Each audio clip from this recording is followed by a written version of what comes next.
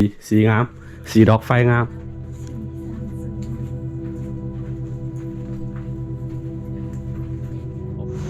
ต้องขี้นี่ต้องขี้อย่างในนี่เข้าไปบ่เป็นว่าสิเข้าไปละล่าเลยขี้สลิงคือน้องว้าสีฟ้าเนาะไปทำทั้งฟ้าออกมาทางนี้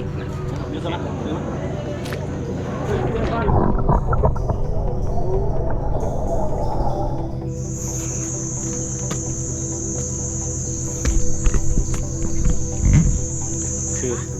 ทางขึ้นประมาณนี้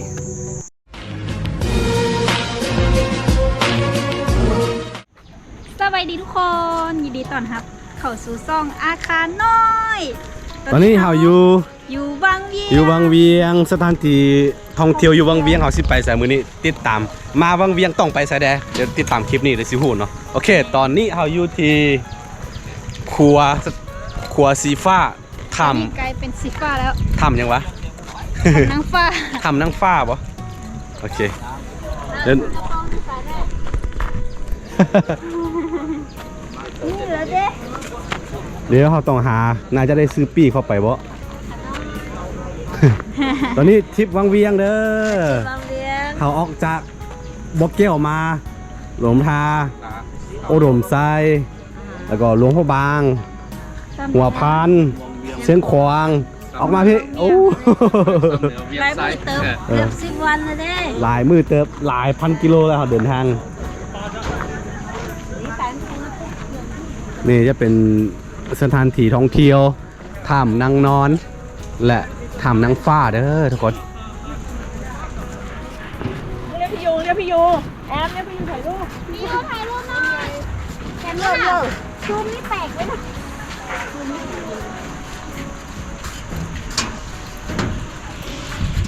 หัวสีฟ้าเด้อพี่น้องเลย Wonderful Tour Laos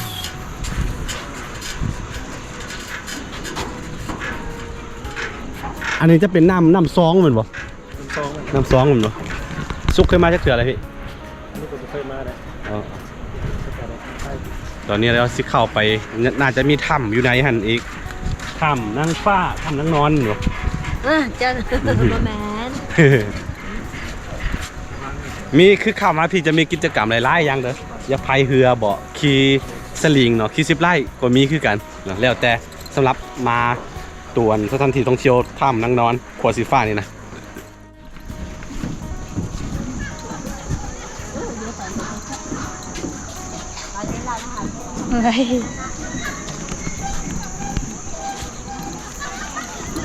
ซิปไล่นี่ขี่สลิงคือน้อง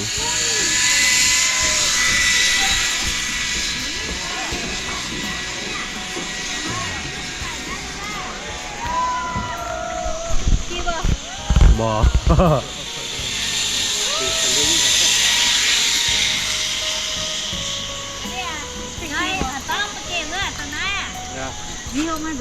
เอาได้ซื้อตั้งหากเลย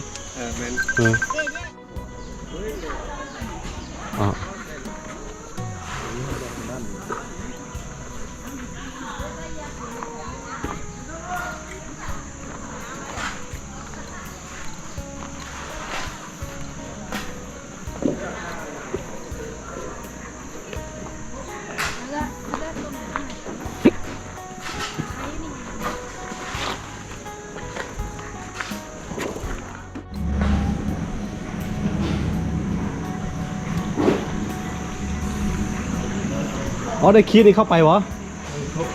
โอ้ต้องคีย์นี่ต้องคีย์อย่างในนี่เข้าไปบ่เป็นว่าสิเข้าไปละล่าเลยโอ้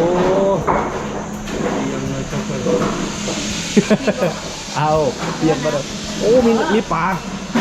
ไม่ไร5 คนเลยเนี่ยต้องได้คีย์นี่เข้าไปแต่บ่ขี่บ่ได้ดาวอันนี้เป็นท่าอันนั้นนั่งนอนนั่นแหละทำนั่งนอนต้องไอ้ขี้นี่เข้าไปเด้โอ้คือผู้ใดอยากเข้าไปท้าทายเนาะเข้านี่ขี้นี่เข้าไปอย่างโอ้ย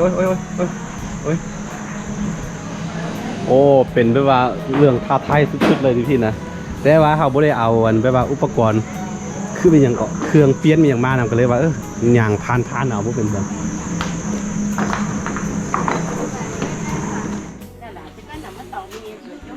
มาฮอลแล้ว ตอนนี้เขาชื่อเข้าไปถ้ำนางฟ้าน างฟ้าวังเวียง มีทางเข้าแล้วก็มีทางออกอีกนะไม่หรอไม่อย่างไหม ถ่ายกับลูกสาวต้องเลยขึ้นไปประมาณ150 เมตร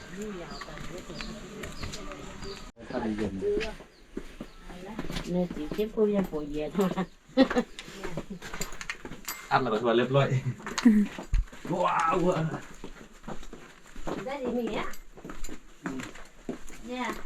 ถ้ำนางฟ้า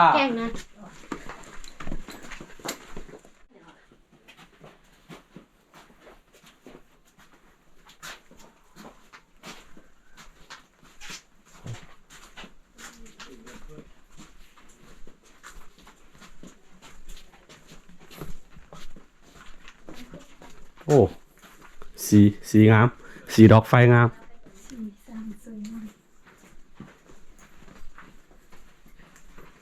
โอ้สวยคือถ้าว่าตั้งใจสิมาเที่ยววังเวียงแท้ๆนี่ต้องใช้เวลาอย่างน้อยก็3 มื้อมันจึงจะไปหมดว่าสถานที่ท่องเที่ยวต่างๆเนาะค่อนข้างหลายอันนี้เฮามาแบบ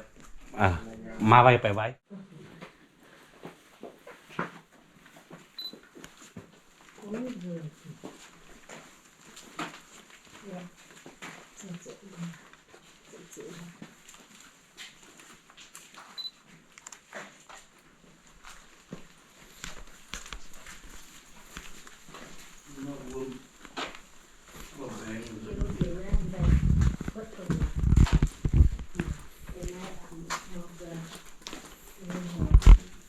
วังเวียง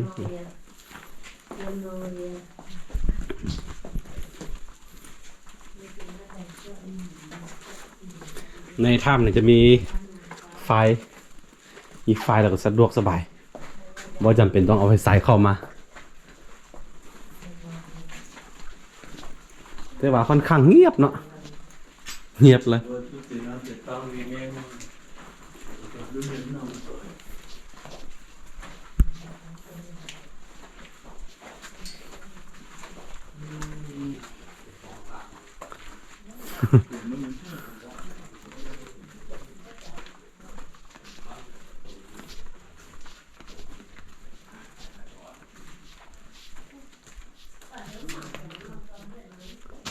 โอ้งามบ่มีตัวเจียมันยังเนาะอีไฟหลังจากเขายางออกมาประมาณ150 เมตรเขาก็สิเห็นทางออกอีกทางหนึ่งเวลากลับอีกทางหนึ่งเด้อทุกคนเด้อนี่คือถ้ำนางฟ้า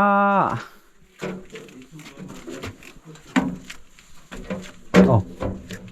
ยังไปต่อได้อีกบ่แม่นบ่ได้ทางออกเนาะแม่เนาะทางออกเลยทางออกเวลาเข้ามาอีกทางหนึ่งเวลาออกไปทางหนึ่งหรือว่านี่ยังบ่พอทางออกบ่ไปต่อแม่นบ่ทางออกละ230 เมตร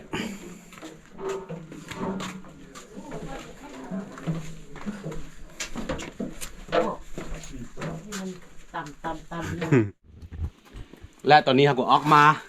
ทางนอกของทางออกแล้วจะสีไม่ว่าสวยงามเลยทางออกจากปากถ้ำไปออกทางนอกประมาณ230 เมตรนี่ได้ยินก็ขี่สลิงหรือว่าขี่ซิปไลน์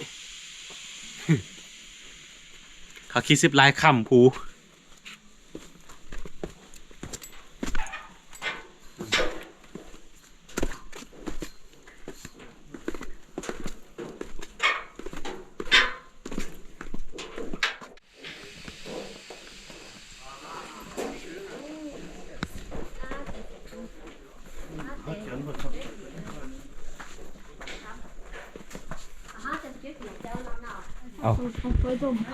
อันนี้มันโอ้หลังจากที่เขาพ่นมาแล้วผมเห็นได้เข้าไปทำอีก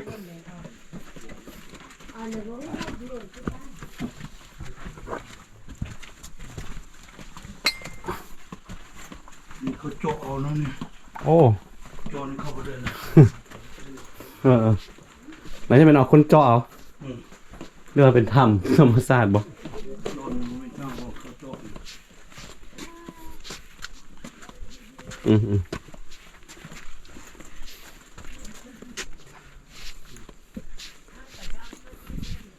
ทางออกเนี่ยจะเป็นเจาะเอา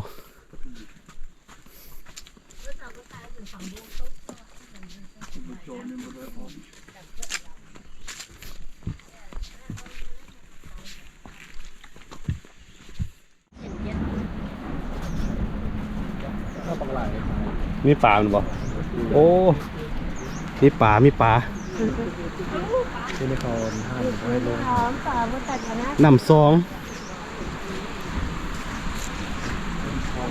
งวังเวียง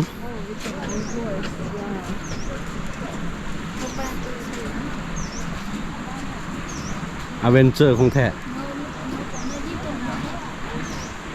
และที่นี่คือหัวสีฟ้าเนาะไปทำนั่งฟ้าออกมาทางนี้นะโอเคเอาไปบนอื่นต่อ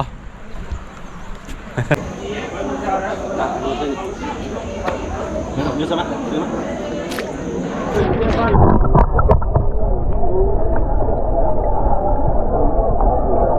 ยืดมั้ยยืดมั้ย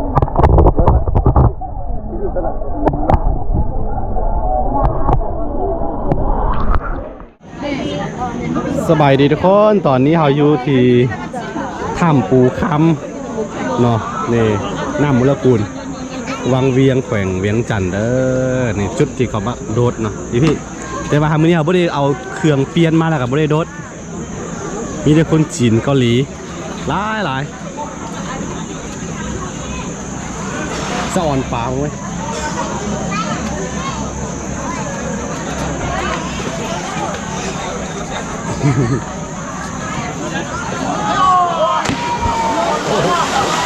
เจ็บเดี๋ยว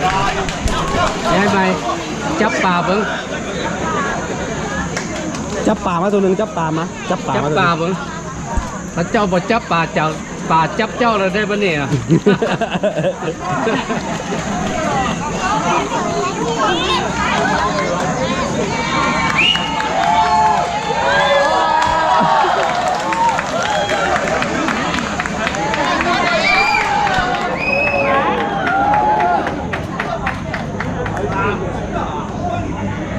ขึ้นไปโดดก่อน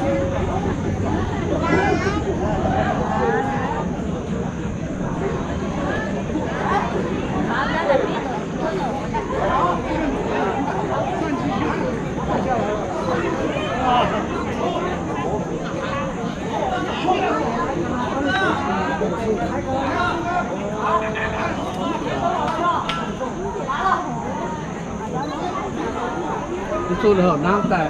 เยอะก็เย็นอะไรอ่ะแล้วเราเลือกเชื้อก็เสร็จเราต้องใส่เย็นล้วนนะทุกคนน้ำใส่เย็นขนาดเราอยากให้เป็นกาย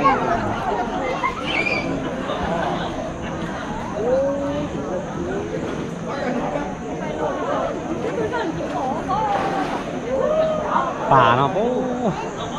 โหดำมันมีทั้งป่าที่เขาเลี้ยงแล้วป่ามาจากอัน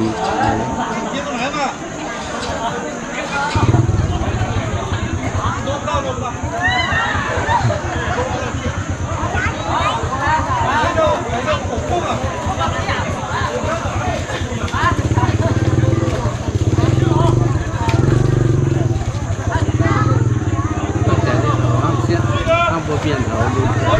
让白我走，让开哎呀，对，去哪里？烟完了，烟完。จับตัวหนึ่งมา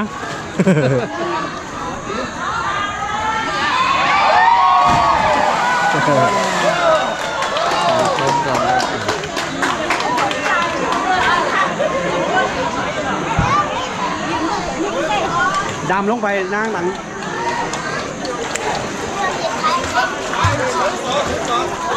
ปลา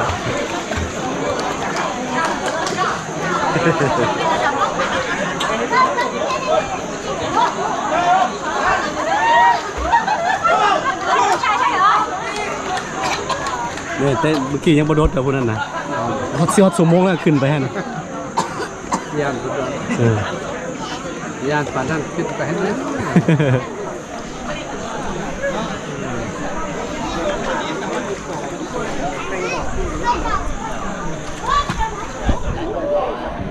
บอนนี่คือเป็นแบบว่าค่อนข้างโด่งดังอยู่วังเวียงโดยเฉพาะเป็นคนกันเกาหลีมักเกาหลีกับคนจีนเขาเอาจุอันนี่ยังน้ำมูลกุล แต่ตัวลมนี่ก็เป็นเจาะลงไปเ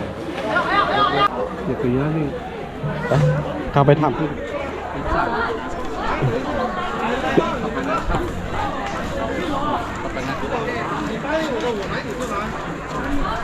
อยู่ไปโดนๆเลยจนว่าเราก็ลงมาเอง ไอ้คนเดินเบิ้งไง ฮะโอ้ขี่ขันเปลี่ยนเครื่องนะ 2 นาทียังโดน ชิมลงด้วย ซ้ำนี่จิ๊บโอเคตอนนี้เอาซิเข้าไปในถ้ำกันถ้ำปูคำถ้ำปูคำเด้อคนส่วนใหญ่จะเป็นคนจีนคนเกาหลีหลาย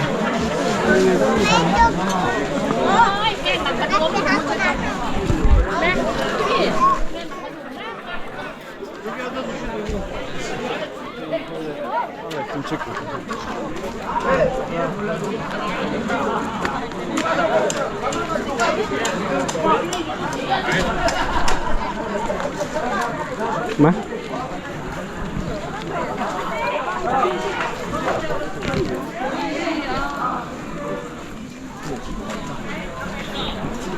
เข้าสู่ปูคำเด้อ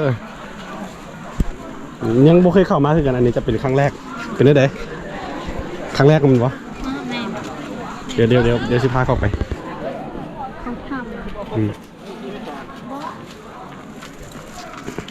เอาพาเขาก่อนคือคนหลายประเทศยังแบบมันเป็นเนาะบสะดวกวันไหนคนหลายแล้วก็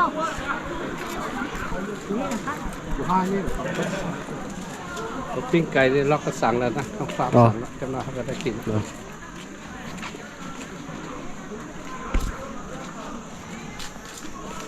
มีไฟสายมันน่าจะมืดบ่ซุกทางเข้าตัวนี้บ่ทางเข้าซูมทำปูคำ120 เมตร130 เมตรทางขึ้นเวลาทางขึ้นนี่มันมืดวะ บ่แม่เสียหรือว่าฝนจะตั้ง โอ้หินนี่แข็งจนกลายเป็นเล็กเลยก็เห็นบ่ คนเหยียบ คือเล็กเลยเนาะ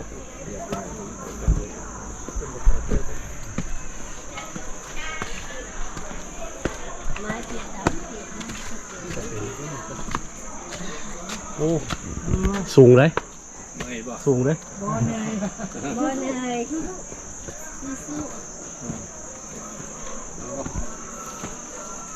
โอ้ขึ้นไปจากอันหน้าปักเนาะหน้าปักอันบอมะละกูนั้นขึ้นมายังถ้ำปูคำนี่ใส่เวลา120 เมตรที่สิขึ้นไปสูงๆแบบนี้เห็นปะออกกำลังกายคนเย็บลายแบบหินจนกลายเป็นเล็กนะเดี๋ยวเชฟเบิ้งนี่เห็นปะอันนี้เป็นหินเด้อแต่ว่าขึ้นเล็กเลย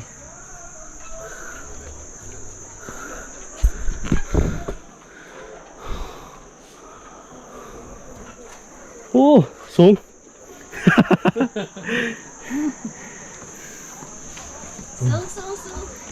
มุ้ยนะบ้าขึ้นไปโอ้ เขาบังคับใจหอมมาถึงนี่ใจหอมมาถึงสิเจดังขนาดอ่ะ 10-15 minutes. Hard work. 10 minutes of stairs?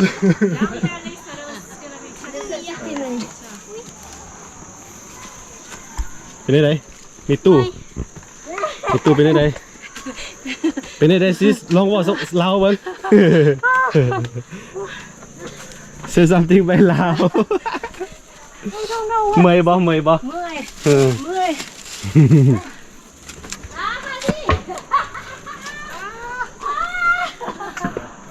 โอ้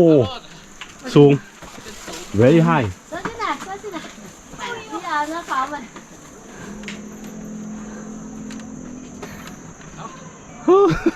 Take some videos of us stop going.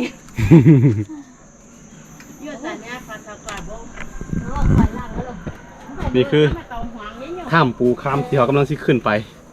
ไม่ต้องเปิดมัง ต้องใช้เวลา หวานเนี่ย อ๋อ มาเลย อ่า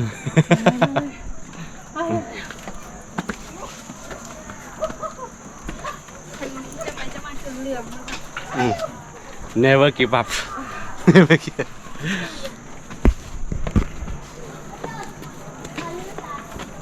โอ้ค่อนข้างอันนั้นน้องขึ้นได้ปะไอเจียปะ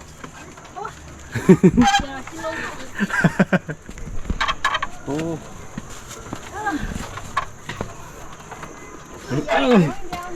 เฮ้ยมีพี่น้องคนไทยมาเที่ยวหลายอยู่สบายดีเด้อสบายดีจ้าสดนะถ่ายวิดีโอ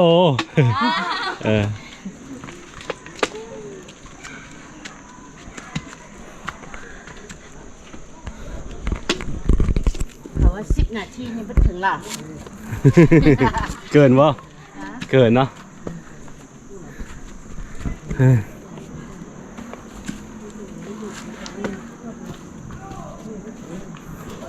ลงบอก ฮะเอามาหอจุดนี้แล้ว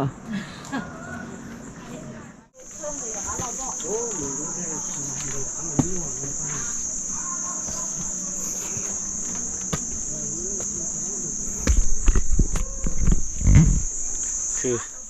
ทางขึ้นประมาณนี้แต่ว่าเพื่อแบบเป็นกันท้าทายตัวเองเนาะเลยมาถึงแล้วต้องขึ้นให้ได้120 เมตรบกไกลสำหรับเราแต่ว่ามีตู้เพิ่น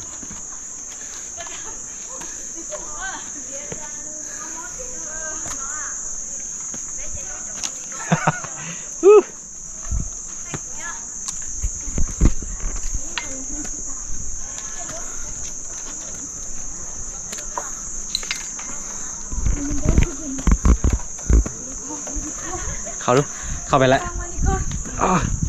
โอ้ในที่สุดก็มาถึง มาถึงแล้วเร็วไปต่อเข้าไปเลย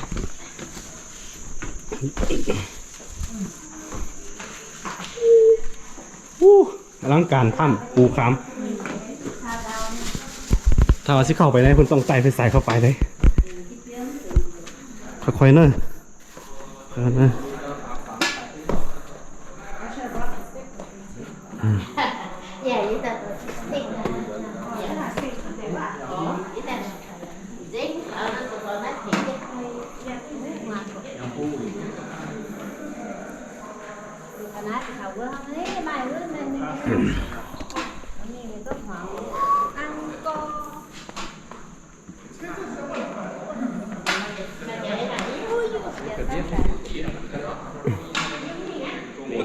โอ้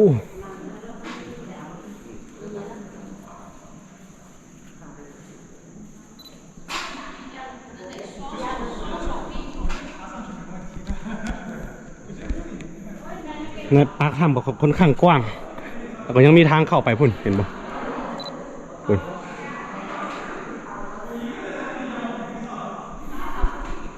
โอ้มาฮอดสักทีโอ้ยทำไมมืดจัง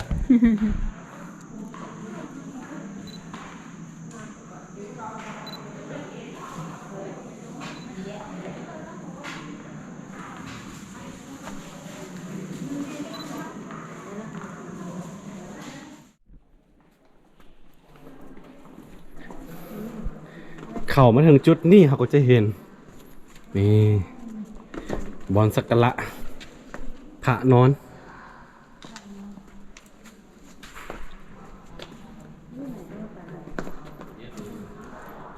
โอ้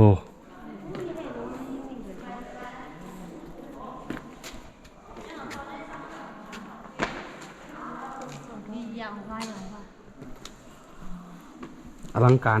ลังการลังการ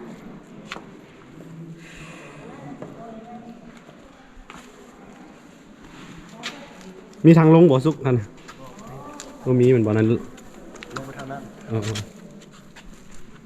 very deep